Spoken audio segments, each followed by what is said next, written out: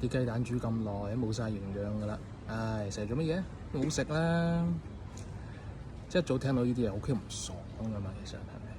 即係比著我以前咧，我實話翻佢，我話你咪未刷牙，你把口好臭啊！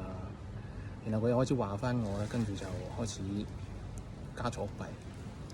不過而家個腦就裝咗個翻譯器啦。其實我老婆呢句話咧，佢表達兩件事嘅。第一件事就係佢情緒唔好，狀態好差。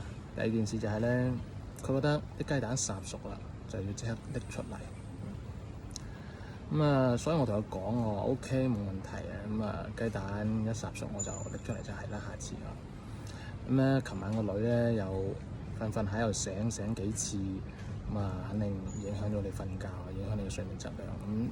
今日中午咧食完飯，你瞓翻好覺啦，OK 啦，即係搞掂晒啦，係咪？佢聽完條氣都順埋，即係一句話總結啦，即係對方講嘅嘢，我哋直接翻譯成情緒同埋需求，然後覆翻佢，我哋可以避免咗好多嘅矛盾。